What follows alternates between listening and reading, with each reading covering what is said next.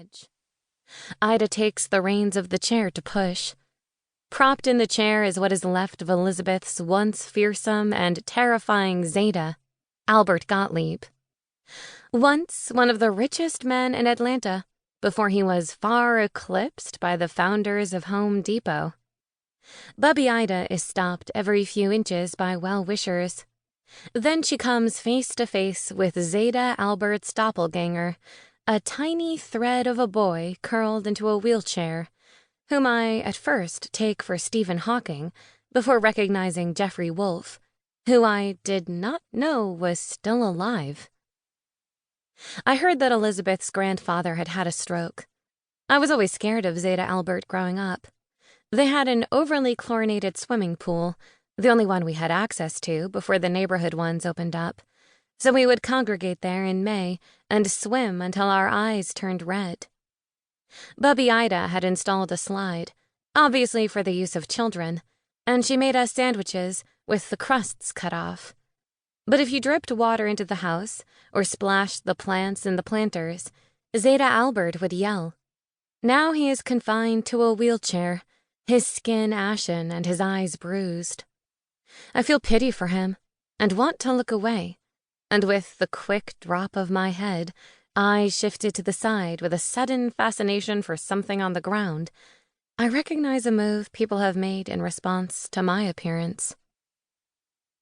My mother once called him a small-time despot who ruled over the synagogue and his business. I actually never knew what business he had, just that he was a businessman and rich. Now look at him. Boneless, almost skinless. He should be wrapped in cellophane and styrofoam and put in a refrigerated case. So sad and pathetic, the remains of him. I feel pity and a bit of revulsion and fascination. But then the light flashes off the white stubble of his beard, and it glistens like spun glass. There is a silk spiderweb line of drool from the corner of his mouth to his shoulder. He is magnificent, this empty conch of a man, fossilized, museum-worthy, propped in a wheelchair that should be a marble stand. Move over, Michelangelo's David. I give you decrepitude. Let me run into the house now, find a bathroom and a mirror. Stare at my own face and title it, Not Decrepitude. Let me think. Is there an equally weighty word for not quite right? Not so obviously wrong as a human being with 3 eyes, or 1. Not a cyclopean monster, but a mistake.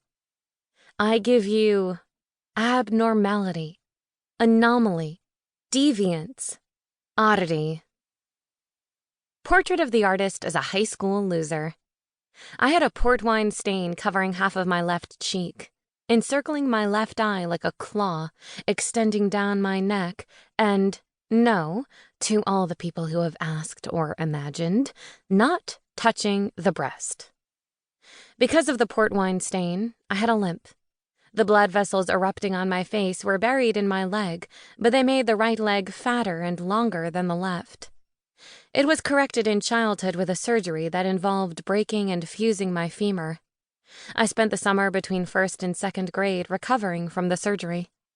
The legs are the same length now, but the limp is incurable. Despite years of braces and orthopedic shoes, it cannot be fixed. Since infancy, I have worn glasses, though they have corrective lenses for the right eye only. The veins have smudged my vision in that eye, though my parents reminded me it could be worse. The first specialists told them I would be blind and have seizures and perhaps mental retardation. It was a good thing my father was a doctor. He took me to Boston's Children's, and we met Dr. Lloyd Hartman. He should have been a cardiologist with that name, my dad never tired of saying.